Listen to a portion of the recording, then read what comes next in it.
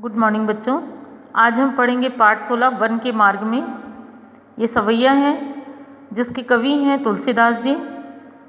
तुलसीदास जी जो थे हिंदी साहित्य के महान कवि तथा समाज सुधारक के नाम से जाने जाते हैं। इनके गुरु थे नरहरिदास जी। तुलसीदास जी ने अनेक कविताएं लिखी हैं, दोहे हैं इनके जो बहुत ही ज्ञानवर्धक हैं। इन्होंने अवधी तथा हिंदी भाषा में जो है रचना की है अपनी। इनका जन्म जो है 1532 में हुआ था सन, और इनका निधन जो है 1623 में। तो इसमें इन्होंने तुलसीदास जी ने वन के मार्ग में ये सवैये के माध्यम से इन्होंने श्री रामचंद्र जी के बारे में ये सवैया जो है उसे लिखा है। देखिए इसमें लिखा हुआ है, पुरते निकसी रघुबीर वधु, धरि धीर दय मग में डग द्वै, झलकी भरी भाल कनी जल की, पुट सूखी गए मधुराधर वे। यहाँ पे है पुरते निकसी। पुरते निकसी तुलसीदास जी कहते हैं कि अयोध्या को छोड़कर सीता जी जो है वन के मार्ग की ओर 2 कदम अर्थात थोड़ा से ही आगे बढ़ती है। डग द्वे यानी 2 कदम या थोड़ा सा ही आगे बढ़ती हैं तो उनके माथे पर झलकी भरी भाल यानी माथा है ना, झलकी माने दिखाई दी, तो उनके माथे पर पसीने की बूंद जो है छलक पड़ती है। पुट सूखी गए मधुराधर वे, और उनके ओंठ जो हैं, पुट यानी ओंठ है ना, ओंठ जो है सूखी माने सूख गए, अधर माने भी ओंठ कहा गया है, अधर को भी ओंठ कहा जाता है। तो और उनके ओंठ जो है वे सूख गए, ठीक है, प्यास के कारण ओंठ जो है सूख गए। फिर बूझती है चलनो अब केतिक, पर्णकुटी करिहो कति है, तिय की लखी आतुरता पिय की, अखियाँ अति चारु चली जल च्वै। अब इसके बाद जो है सीता जी जो है अयोध्या को छोड़कर जो है रामचंद्र जी के साथ वन के मार्ग की ओर चल पड़ती हैं, और 2 कदम अर्थात चलती हैं कि उनकी माथे से पसीने की बूंद छलक पड़ती है माथे में, और ओंठ जो है प्यास के कारण सूख जाते हैं, और वे थक जाती हैं, और वे थक कर श्री राम से पूछने लगी, चलनो अब केतकी, अभी हमें कितना चलना है। पर्णकुटी करिहो कति है, पर्णकुटी अर्थात पत्तों की कुटिया कहाँ बनाएंगे, ठीक है, पत्तों की कुटिया कहाँ बनाएंगे। तिय की लखी आतुरता पिय की, श्री रामचंद्र जी पत्नी सीता की आतुरता यानी व्याकुलता को देखकर जो है व्यथित हो उठते हैं, और उनकी आँखों में अखियाँ अति चारु चली जल च्वै, और उनकी आँखों में चारु माने आँखें, चारु माने आँखें, सुंदर, चारु माने सुंदर, अखियाँ यानी आँखें, ठीक है, अखियाँ यानी आँखें, चारु माने सुंदर। तो उनकी सुंदर आँखों से में आंसू आ गए, जल च्वै यानी आंसू आ गए, या आंसू बहने लगे, या जल चू पड़ा, गिर पड़ा आदि। ठीक है, एक बार और देख लीजिए। अयोध्या, तुलसीदास जी कहते हैं कि अयोध्या को छोड़कर सीता जी वन के मार्ग में श्री रामचंद्र जी के साथ 2 कदम ही आगे बढ़ने पर, अर्थात थोड़ा सा ही आगे बढ़ती हैं और उनके माथे से पसीने की बूंदें जो हैं छलक पड़ती हैं, उनके होंठ जो है प्यास के कारण सूख जाते हैं और वे थक कर श्री राम से पूछती हैं कि अभी हमें कितना चलना है, हम पर्णकुटी अर्थात पत्तों की कुटिया कहाँ बनाएंगे। श्री राम पत्नी सीता की व्याकुलता को देखकर व्यथित हो उठते हैं और उनकी आंखों में आंसू आ गए। ठीक है, ये पहले वाले सवैया का अर्थ है।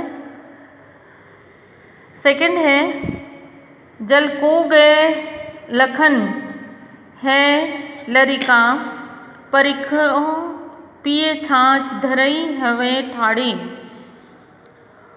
पोछी पसेऊ बयारी करो, अरु पाए पखारहूँ भूभुरी डाढ़े, तुलसी रघुबीर प्रिया श्रम जानिके बैठे, विलंब लौ कंटक काढ़े, जानकी नाह को नेह लख्यो, पुलको तनु बारी बिलोचन बाढ़े। यहाँ पे शब्दार्थ देखिए बच्चों, यहाँ पे शब्दार्थ में है लखन यानी लक्ष्मण, ठीक है, परिखो माने प्रतीक्षा करना, छाह माने छाया, घड़ीक यानी एक घड़ी, थोड़ी देर, छाए में बैठकर घड़ी यानी थोड़ी देर, एक घड़ी, पोछी माने पोछना, पसेऊ माने पसीना, ठीक है, बयारी माने हवा, अरु माने और, पाए माने पाँव, पखारे माने धोना, भूभुरी ढाड़े यानी रेत बहुत गर्म, भूभुरी यानी रेत बहुत गर्म है। ठीक है, श्रम जाने के बाद अब है श्रम यानी थकान, विलंब माने देर, विलंब करना यानी देर, कंटक माने काटे, ठीक है, निकाले काढ़े यानी निकालना, जानकी माने सीता जी, नाह माने प्रियतम, नेह यानी प्यार, लेख्यो माने देखकर, पुलको यानी पुलकित होना, प्रसन्न होना, तनु माने शरीर, तनु माने शरीर, और बारी माने जल, बिलोचन यानी आँखों, बाढ़े यानी निकले। अब इस सवैये का अर्थ देखिए आप लोग। सीता जी जो हैं वन के मार्ग में चलते चलते जब थक जाती हैं, तब लक्ष्मण जो है पानी लेने के लिए जाते हैं। ठीक है, जल को गए लक्ष्मण है लरिका, तो लक्ष्मण जो है पानी लेने जाते हैं, तो वे अपने पति श्री राम से कहती हैं, तब वे अपने पति किससे कहती है, श्री राम से कहती हैं, लक्ष्मण पानी लेने गए हैं, आप थोड़ी देर छाँव में रुककर, छाए में रुककर विश्राम कर लें, आप भी थोड़ी देर छाए में रुककर विश्राम कर लें। ठीक है, और पसीना पोंछ लीजिए, पोंछो पसेऊ बयारी, और पसीने को पोंछ लीजिए।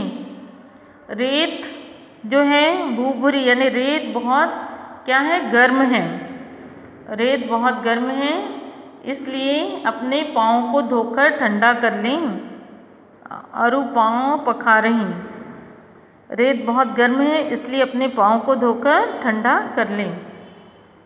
अब है श्री राम जो हैं मन ही मन जान गए कि सीता जी थक गई हैं, प्रिया श्रम जानी के बैठे विलंब।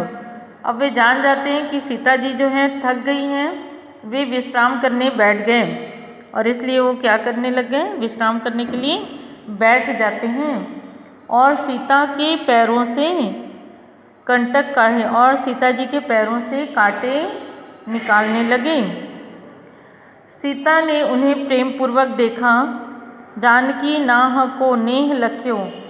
जानकी यानी सीता जी ने उन्हें नेह यानी प्रेम पूर्वक देखा तो उनका शरीर जो है पुलको तनु बारी, तो उनका शरीर जो है पुलकित हो गया और उनके आँखों में आंसू आ गए।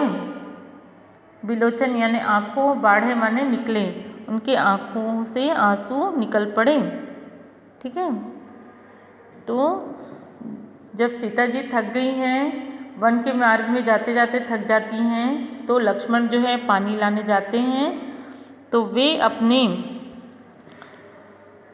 पति श्री राम से कहती हैं कि लक्ष्मण पानी लेने गए हैं, आप भी थोड़ी देर छाया में रुककर विश्राम कर लीजिए और पसीना पोंछ लीजिए।